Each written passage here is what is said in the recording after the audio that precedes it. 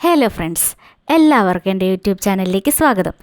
ഇന്നത്തെ വീഡിയോ എന്താണെന്ന് വെച്ചാൽ ഈ കാണുന്ന പോലെ നല്ല സോഫ്റ്റായ നല്ല സ്പോഞ്ച് പോലെ ഇരിക്കുന്ന ഈ ഒരു ചോക്ലേറ്റ് കേക്ക് ഉണ്ടാക്കുന്നതാണ്. അപ്പം ഞാനിതെങ്ങനെ ഉണ്ടാക്കിയെന്ന് നിങ്ങൾക്ക് എല്ലാവർക്കും കാണിച്ചു തരാം. അപ്പോൾ ഈ ഒരു ചോക്ലേറ്റ് കേക്ക് ഉണ്ടാക്കാനുള്ള സാധനങ്ങളാണ് ഞാൻ ഈ വാങ്ങിച്ചു വെച്ചിരിക്കുന്നത്.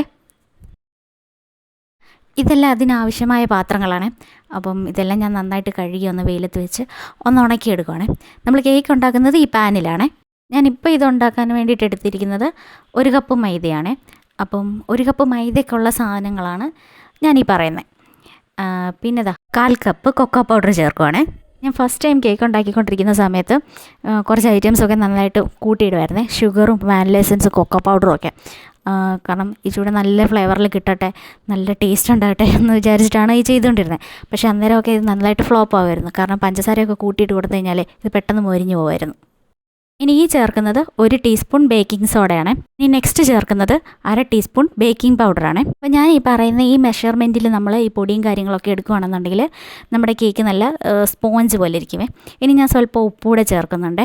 ഞാൻ ഈ കേക്കിൽ മുട്ട ചേർക്കുന്നില്ലേ, കാരണം നേരത്തെ ഞാൻ കേക്ക് ഉണ്ടാക്കിക്കൊണ്ടിരുന്ന സമയത്ത് മുട്ടയൊക്കെ ചേർത്ത് അങ്ങനെ ഉണ്ടാക്കി. അപ്പം അതിൻ്റെ ടേസ്റ്റ് അത്ര ഇഷ്ടപ്പെട്ടില്ല. അപ്പോൾ ഈ ചേർക്കുന്നത് 1 കപ്പ് തൈരാണ്. ഈ തൈരിലാണ് നമ്മളിനി മിക്സ് ചെയ്തെടുക്കുന്നത്.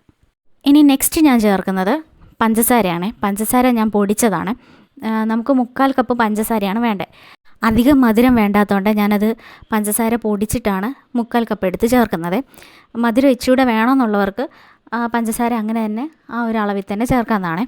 ഇനി നെക്സ്റ്റ് ഞാൻ ചേർക്കുന്നത് 1/2 കപ്പ് എണ്ണയാണ്. എണ്ണ ഞാൻ ഗോൾഡ് വിന്നറിൻ്റെ എണ്ണയാണ് എടുത്തിരിക്കുന്നത്. അങ്ങനെ പകുതി പരിപാടിയോളം കഴിഞ്ഞിട്ടുണ്ട്.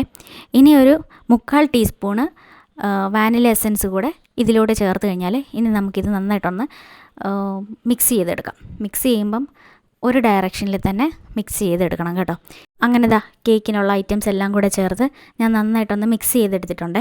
ഇനി ഇത് കേക്ക് മോൾഡിലോട്ട് ഒഴിച്ചു കൊടുക്കുവാണേ. ഞാൻ ആ കേക്ക് മോൾഡിലും പിന്നെ ആ പേപ്പറിലും എല്ലാം നന്നായിട്ട് ബട്ടർ തൂത്തിട്ടുണ്ട്. ബട്ടർ ഇല്ലാന്നുണ്ടെങ്കിൽ നെയ്യ് തൂത്താലും മതിയാകും. അപ്പം ഇനി നമ്മൾ ഇതിലോട്ട് ഒഴിച്ചിട്ട് നന്നായിട്ടൊന്ന് ടാപ്പ് ചെയ്തെടുക്കണം.